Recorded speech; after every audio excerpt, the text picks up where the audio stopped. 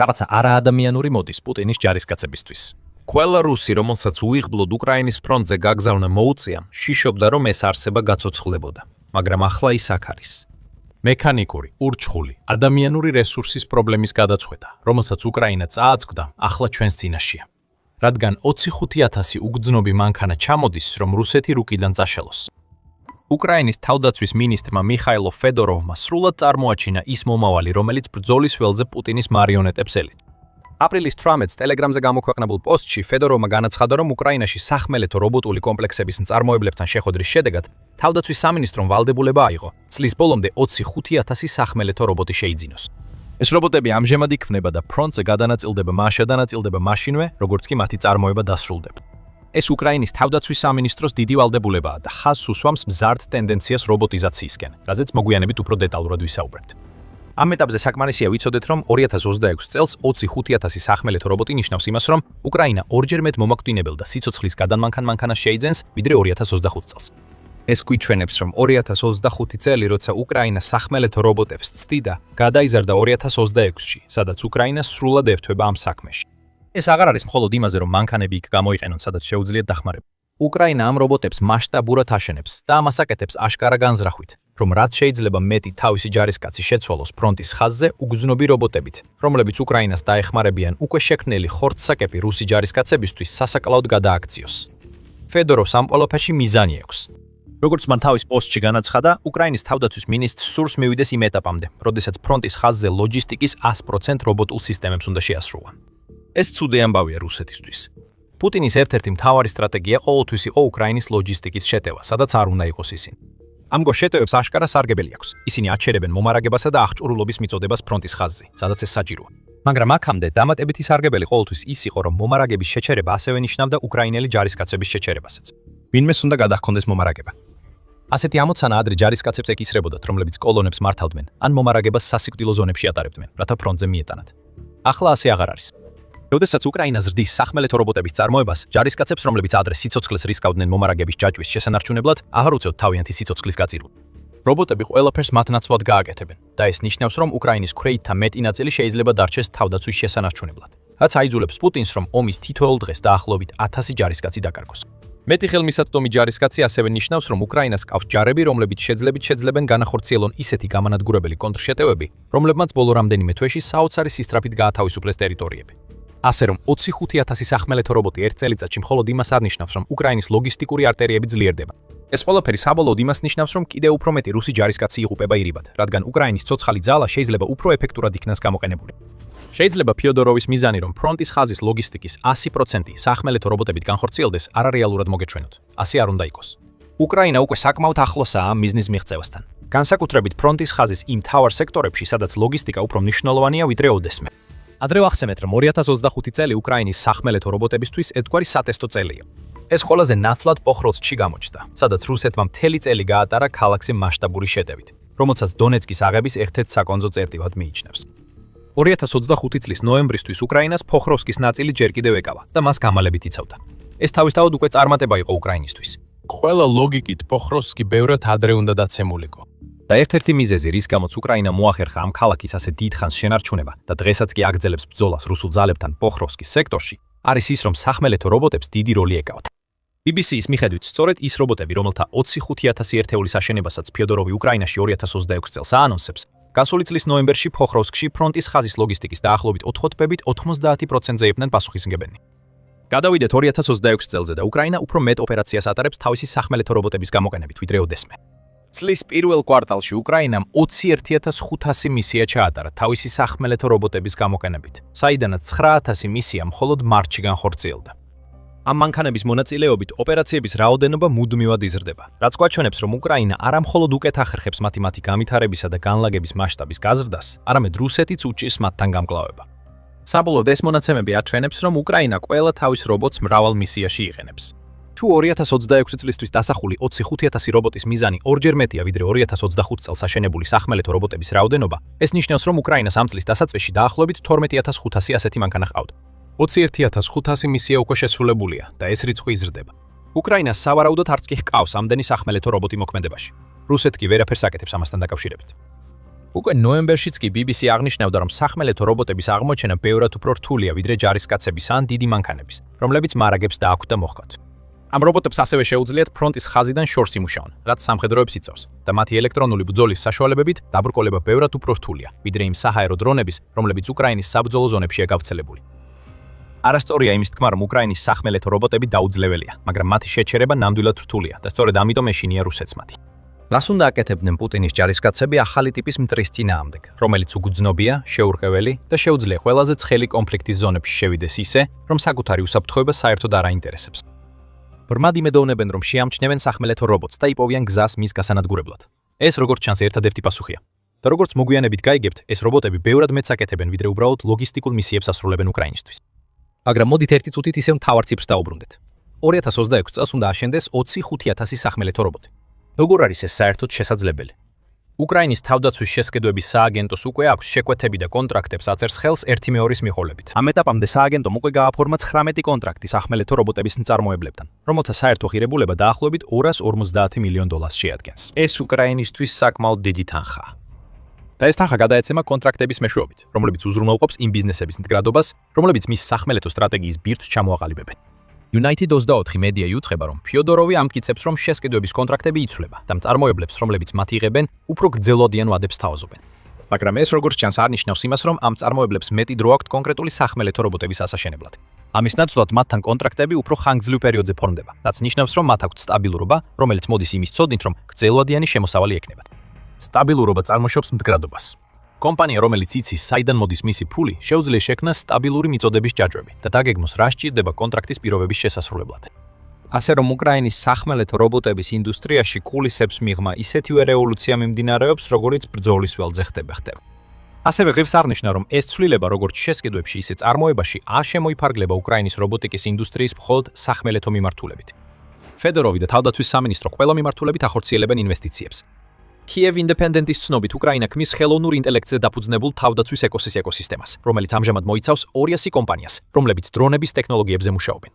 სახმელეთო რობოტებზე მომუშავე 19 კომპანიას უერთდებიან კიდევ ათეულობით კომპანია, რომლებიც ქმნიან FPV დრონებს, გრძელდისტანციურ დრონ რაკეტების ჰიბრიდებს და საზღვაო დრონებს, რომლებიც ავსებენ იმ სიცარიელეს, რაც უკრაინას მცირე საზღვაო ძალების გამო აქვს. ხელოვნური ინტელექტის მიმართულებით ამ კომპანიებმა უკრაინის Brave One პლატფორმაზე დაარეგისტრირეს 300-ზე მეტი ხელოვნური ინტელექტთან დაკავშირებული განვითარება, რომელიც წარმოადგენს ჰაბს უკრაინისთვის, რათა დაფინანსება გადაანაწილოს დრონებისა და რობოტების შემქმნელებზე. ამჟამად ხელოვნური ინტელექტი გამოიყენება 70-ზე მეტ სისტემაში, რომლებიც უკვე ბრძოლის ველზეა. ეს ყველაფერი მნიშვნელოვანია, რადგან გვაჩვენებს, რომ უკრაინა მხოლოდ რაოდენობაზე არ არის კონცენტრირებული. 25,000 სახმელეთო რობოტი 2026 წლის ბოლომდე შთამბეჭდავი მაჩვენებელია. მაგრამ უკრაინა ასევე აქტიურად მუშაობს მწარმოებლებთან, რათა ეს რობოტები გახადოს უკეთესი, ძლიერი და ჭკვიანი. ჩვენ უნდა ვიყოთ მტერზე სწრაფები ყველა ეტაპზე, ამბობს ფიოდოროვი. ერთ-ერთი გზა ამის მისაღწევად არის საუკეთესო და ყველაზე ნიჭიერი ადამიანების შესაძლებლობების სრულად გამოყენება, მათთვის ყველაფრის მიცემით, რაც წარმატებისთვის სჭირდებათ. ეს არის უკრაინის სახმელეთო რობოტების რევოლუციის კიდევ ერთი ასპექტი, რომლის გაუმჯობესებაზეც ფიოდოროვი მუშაობს და ახლა ნახოთ როგორ. მაგრამ სანამ ამას გავაკეთეთ, შეგახსენებთ, რომ თქვენ უყურებთ სამხედრო შოუს. თუ ჯერ არ გაქვთ გამოწერა, ეხლა იდეალური დროა დააჭიროთ ამ ღილაკს. ასე რომ ჩვენ განვიხილეთ ფინანსური ასპექტი იმ კონტრაქტებისა, რომლებსაც უკრაინა აფორმებს თავისი სახმელეთო რობოტების მწარმოებლებთან. მაგრამ თავდაცვის სამინისტრო კიდევ ბევრ რამეს აკეთებს იმისთვის, რომ მწარმოებლებმა შეძლონ უკრაინისთვის საჭირო პროდუქციის მიწოდება. ფიოდოროვის თქმით, უკრაინამ წასულში საკუთარი ხელით შექმნილი პრობლემა შეექმნა სახმელეთო რობოტების მწარმოებლებთან. უკრაინამ მიიღო საგადასახადო კანონმდებლობა, რომლის მიხედვითაც ზოგიერთი მწარმოებელი დამატებული ღირებულების გადასახადს იხდიდა საკუთარ პროდუქციაზე. ამან შეფერხებები გამოიწვია. ფიოდოროვი ამბობს, რომ უკრაინა აქტიურად მუშაობს იმ კონტრაქტების პრობლემების გამბლოკვაზე, რომლებიც საგადასახადო სისტემის ამ ცვლილებამ შექმნა, რაც უნდა მისცეს უკრაინელი მწარმოებლებს, რომლებსაც უკვე აქვთ კონტრაქტები, საშუალება განაგრძონ მუშაობა ზედმეტი წუხილის გარეშე საბოლოო გადასახადებზე. აჩქარებაც ფიოდოროვის ყურადღების ცენტრშია. და კვლავ, მიღებულია ზომები, რათა იდეიდან განვითარებამდე და შემდეგ საბრძოლო ველზე დანერგვამდე პროცესი რაც შეიძლება სწრაფად წარიმართოს. უკრაინის თავდაცვის მინისტრის თქმით, სახმელეთო რობოტებისთვის დაფინანსება სინქრონიზებულია, რაც უკრაინას საშუალებას აძლევს ბევრად უფრო სწრაფად მიიღოს გადაწყვეტილება შესყიდვების მოცულობის მნიშვნელოვნად გაზრდაზე, ვიდრე ადრე შეძლებდა. გარდა ამისა, თავდაცვის სამინისტრო აქტიურად აჩქარებს კონტრაქტების გაფორმებას, რათა მწარმოებლებმა მუშაობა უფრო სწრაფად დაიწყონ და ნაკლებად შეეჯახონ ბიუროკრატიულ დაბრკოლებებს. ზუსტად როგორც ფიოდოროვმა თქვა, ქვეყანა, რომელიც უფრო სწრაფად მოქმედებს, იქნება ის, ვინც უკრაინის ომში გამარჯვებული გამო. რა თქმა უნდა, ეს ყველაფერი დიდად არაფერს ნიშნავს, თუ იმ ჯარისკაცებს, რომლებსაც უკრაინის მიერ განვითარებული ახალი სახმელეთო რობოტების გამოყენება დაევალებათ, მათი მართვა არ შეეძლებათ. ფიოდოროვმაც ამაზე იზრუნა. მან Telegram-ის პოსტი გამოიყენა იმისთვის, რომ გამოეცხადებინა თავდაცვის სამინისტროში სახმელეთო უპილოტო აპარატების კომპეტენციის ცენტრის გახსნა. ფიოდოროვის თქმით, ეს ცენტრი უკრაინის გენერალურ შტაბთან და სამხედროებთან ერთად იმუშავებს, რათა დააჩქაროს NRC-ების, ანუ სახმელეთო რობოტების დანერგვა ფრონტზე და გახდება მწარმოებლებისთვის ერთიანი ცენტრი. სხვა სიტყვებით, უკრაინა ცენტრალიზებას უწევს სახმელეთო რობოტების წვრთნასა და ტესტირებას, რათა ეს პროცესი მაქსიმალურად სისტემატური და სწრაფი გახდეს. აქ მთავარი არა მხოლოდ განვითარება, არამედ დანერგვის კონტროლირებადი სისწრაფეც არის. უკრაინა ორივე მიმართულებით ოსტატი ხდება. ყველაფერი ეს იმას ნიშნავს, რომ უკრაინა ათავისუფლებს ერთადერთ რამეს, რომლის ნახვაც რუსეთს ბრძოლის ველზე არასდროს სურდა. სახმელეთო რობოტები უკვე აქ არიან და 2026 წლის ბოლოსთვის ისინი უპრეცედენტოდ დიდი რაოდენობით იქნებიან. ამ რობოტების 25,000-იანი მთელი არმია იკრიბება, როგორც არაადამიანური ძალა, რომელიც რუსეთის განადგურებისთვის არის შექმნილი. მაგრამ ის გზა, რომლითაც ეს მოხდება, შეიძლება ისეთი არ იყოს, როგორცაც ელდა. სახმელეთო რობოტებს შეუძლიათ ბრძოლა და მალე მაგალითსაც გაჩვენებთ, მაგრამ მათი მთავარი მიზანი ბრძოლის ველზეა უკრაინისთვის იმ საჭიროების დაკმაყოფილება, რაც პუტინის შიშ-შეჭრის შემდეგ მუდმივად სჭირდებოდა, ცოცხალი ძალის გადარჩენის საშუალება. დავბრუნდეთ პოკროვსკში ცოტა ხნით. ადრე გითხარით, რომ უკრაინის სახმელეთო რობოტები უკვე ამ ცენტრში ლოგისტიკის 90%-ს ასრულებდნენ, რაც იმას ნიშნავს, რომ უკრაინის ქვეითების რისკი შემცირდა. ეს ნამდვილად ასეა. თუმცა სახმელეთო რობოტების გამოყენების ერთ-ერთი ნაკლებად დაფასებული ასპექტი პოკროვსკსა და სხვა ხელწერტილებში ისაა, რომ ისინი უკრაინას აძლევენ ისეთ არჩევანს, რაც სხვაგვარად არ ექნებოდა. ბევრი ითქვა უკრაინის უზარმაზარ სასიკვდილო ზონებზე, რომლებიც ახლა ზოგ სექტორში ფრონტის ხაზიდან დაახლოებით 90 მილზეა გადაჭიმული. თუმცა რუსეთსაც აქვს საკუთარი სასიკვდილო ზონები და არაერთხელ გამოუყენებია ისინი უკრაინელი ჯარისკაცების უკანა მხარდაჭერიდან მოსაცილებლად. პოკროვსკში სწორედ ასეთი სიტუაცია იყო. როგორც BBC აღნიშნავს, რუსეთის მიერ პოკროვსკის ალყაში მოქცევის მცდელობისას მთელი ჯარის ნაწილები მოწყვეტილი იყვნენ უმარაგების ხაზებს. თუ უკრაინას პოკროვსკში სახმელეთო რობოტები არ ყოლოდა, იმ ჯარისკაცები დიდხანს ვერ გაძლებდნენ. მათ მარაგები ამოეწურებოდათ და უკან დახევის მცირე შესაძლებლობაც სრულად დაიხურებოდა. სახმელეთო რობოტები გადიან იმ სასიკვდილო ზონებში, რომლებიც რუსეთმა შექმნა, ისე როგორც ჯარისკაცებსა და ტრადიციულ ტექნიკას უბრალოდ არ შეუძლიათ. ზოგიერთი ამ რობოტიდან იმდენად პატარაა, რომ ველოსიპედის ბილიქშიც კი ეტევა, მაშინაც კი როცა ტვირთი გადააქვს. რაც მათ საშუალებას აძლევს ისეთი მარშრუტებით იარონ, რომლებიც დიდი ტექნიკისთვის შეუძლებელია.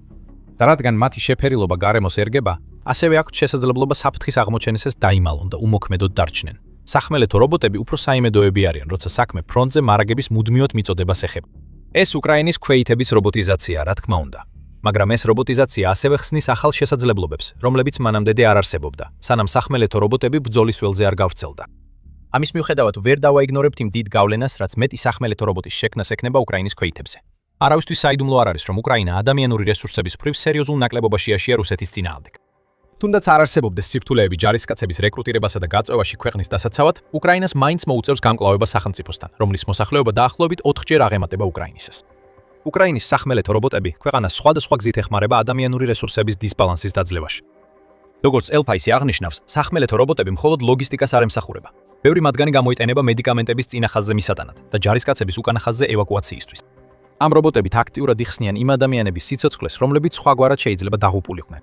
გადარჩენილი ჯარისკაცი ხშირად ისაა, ვინც ბრძოლაში დაბრუნებას შეძლებს და თუ კი ვერ დაბრუნდება, უკრაინა მაინც ინარჩუნებს მსხვერპლის დაბალ მაჩვენებელს და აჩვენებს, რომ თავის ჯარისკაცებს ისე არ ეპყრობა, როგორც პუტინი. არსებობს ისტორიები იმის შესახებ, რომ რუსეთი 2022 წლის მაისიდან არ რისკავს ტექნიკის დაკარგვას თავისი ჯარისკაცების ევაკუაციისთვის, როგორც ამას Newsweek-ი იმავე მოვლენაზე ითხოვინებოდა. ფრონტზე მყოფი პუტინის მარიონეტებისთვის, როცა ხედავენ, რომ უკრაინა ევაკუაციისთვის სახმელეთო რობოტებს იყენებს, ეს ნამდვილად მძიმე დარტყმაა მათ მორალზე. პუტინი რუსეთს არც კი აძლევს საშუალებას, რომ დაჭრილები ევაკუაცია გავკეთოს, მაშინ როცა უკრაინა ახალ ტექნოლოგიებს ავითარებს თავისი ჯარისკაცების გადასარჩენად. მაინც ცოცხალი ძალა უკრაინისთვის პრობლემად რჩება. კარნეგის ფონდის მიერ 17 მარტს გამოქვეყნებული სტატიის მიხედვით, უკრაინას ფრონტის ხაზზე ყველგან სერიოზული ცოცხალი ძალის დეფიციტი აქვს. ეს პრობლემები კიდევ უფრო მძაფრდება მოხალისეთა ნაკლები რეკრუტირებით და ფრონტის ხაზზე მყოფი ჯარისკაცების გასაგები ომისგან დაღლილობით, რომლებიც თვეების ან თუნდაც წლების განმავლობაში მსახურობენ. The Independent აღნიშნავს, რომ უკრაინას გაწევასთან დაკავშირებული პრობლემა აქვს, რადგან მისი 2 მილიონი მოქალაქე აქტიურად არიდებს თავს გაწევას, რათა არ მოუწიოთ სიცოცხლის რისკის ქვეშ დაკენება რუსეთის წინააღმდეგ ბრძოლაში. უკრაინას ასევე აქვს სირთულეები ჯარისკაცებთან, რომლებიც თვითნებურად ტოვებენ სამსახურს. The Independent-ის ინფორმაციით, 2022 წლიდან უკრაინის სასამართლოებში დაახლოებით 290,000 საქმეა აღძრული სამსახურის თვითნებურად მიტოვებულ ჯარისკაცებზე. Carnegie Endowment-ის სტატიაში ნათქვამია, რომ უკრაინისთვის ცოცხალი ძალის პრობლემების შემსუბუქების ერთ-ერთი გზა შეიძლება იყოს ის, რომ პერსონალი განიხილოს როგორც ერთი ელემენტი ბევრად უფრო ფართო სამხედრო სისტემაში და არა როგორც დამოუკიდებელი რესურსი. ადამიანების საბრძოლო ძალად გარდაქმნა მთავარი და სწორედ აქ ერთვებიან უკრაინის სახმელეთო რობოტები. ეს რობოტები მეც იტევენ ვიდრე ნებისმიერი ერთი ჯარისკაცი. ისინი შიშს თესავენ მტერში და იმართებიან ჯარისკაცების მიერ, რომლებიც ფრონტის ხაზიდან შორს იმყოფებიან. ლიდერობა, წორთნა, ორგანიზაცია და დოქტრინა. ეს ყველაფერი უნდა გაერთიანდეს ეფექტური დანაყოფის შესაქმნელად. და ეს კომბინაცია სწორ აღჭურვილობასთან ერთად უკრაინას საშუალებას აძლევს მაქსიმალური მიიღოს ძალიან მცირე რესურსიდან. 10 კაციანი დანაყოფი დაუცველია რუსეთის წინააღმდეგ, მაგრამ თუ ამ დანაყოფს აქვს სახმელეთო რობოტები და საჰაერო დრონები, ის უკვე საშიში ხდება. უკრაინამ ეს ფაქტი უკვე გაიგო და ახლა მას აქვს ტექნოლოგია, რომ შექმნას სახმელეთო რობოტები, რომლებიც აქტიურად იკავებენ იმ ჯარისკაცების ადგილებს, რომლებიც ფრონტზე იქნებოდნენ განლაგებულნი. შედეგად დანაკარგები უკვე 30%-მდე შემცირდა და ეს პროცენტი კიდევ უფრო გაიზრდება, რადგან 2026 წელს უკრაინა ორჯერ მეტ სახმელეთო რობოტს აშენებს, ვიდრე წინა წელს. უკრაინაში ცოცხალი ძალის პრობლემები გვარდება, მაშინ როცა რუსეთი ცოცხალი ძალის უფრო დიდ კლებას აწვდება, ვიდრე ოდესმე. ვლადიმირ პუტინი თავის ჯარისკაცებს ძალიან რესურსებივით ეფრობა. რუსეთის ლიდერსა და მის სამხედროებს არანაირი მცდელობა არ აქვთ შექმნან ისეთი ყოვლისმომცველი მიდგომა ბრძოლაში, რომელშიც უკრაინის სახმელეთო რობოტებს წვრილი შეაქვთ. აი რატო იზრდება რუსეთის დანაკარგების მაჩვენებელი, მაშინ როცა უკრაინის მაჩვენებელი იკლებს. LBC-ის ინფორმაციით რუსეთი ახლა ზოგიერთ უკრაინულ რეგიონში თითოეულ დაკავებულ კვადრატულ კილომეტრზე 316 ჯარისკაცს კარგავს. იგივე წყარო ამატებს, რომ რუსეთის დანაკარგები აჭარბებს მის მობილიზაციას, რაც 2026 წლის განმავლობაში ასე იყო. ეს ის ცვლილებებია, რომლებიც უკრაინამ უნდა შექმნას, რათა რუსეთთან ომი. ფიოდოროვი ამ ფაქტს კარგად აცნობიერებს, ამიტომაც მისი ერთ-ერთი პირველი ნაბიჯი, მას შემდეგ რაც 14 იანვარს უკრაინის თავდაცვის მინისტრი გახდა, იყო ყურადღების გამახვილება სახმელეთო რობოტებზე. 25,000 ახალი სახმელეთო რობოტი 2026 წელს მხოლოდ ერთ-ერთი ნაწილია მასშტაბური ცვლილებებისა, რომელსაც უკრაინის თავდაცვის მინისტრი ახორციელებს თავისი ქვეყნის სამხედრო ძალების მართვის სისტემაში. და მიუხედავად იმისა, რომ ეს რობოტები ჯერ კიდევ ძირითადად ლოგისტიკისა და ევაკუაციისთვის გამოიყენება, ტექნოლოგიებში მუდმივი ინვესტიციები იმას ნიშნავს, რომ უკრაინა პოულობს გზებს, გამოიყენოს ეს რობოტები ისეთი ფორმით, როგორცაც არავინ ელოდა. სახმელეთო რობოტები ახლა რუსი ჯარისკაცებისთვის დანებებას ორგანიზებენ და უკრაინის ტერიტორიის გათავისუფლებას ასრულებენ. როგორ? ნახეთ ჩვენი ვიდეო, რომ გაიგოთ ამ კითხვაზე პასუხი. ჩვენ გიამბობთ, როგორ შეძლო უკრაინამ სახმელეთო რობოტების გამოყენებით სოფლიოში უპრეცედენტო შედეგის მიღწევა და რა მნიშვნელობა აქვს ამ გამორჩეულ მიღწევას. თუ მოგეწონათ ეს ვიდეო, არ დაგავიწყდეთ გამოიწეროთ The Military Show, რომ არ გამოგრჩეთ ჩვენი შემდეგი მასალები. და როგორც ყოველთვის, მადლობას გიხდით ყურებისთვის.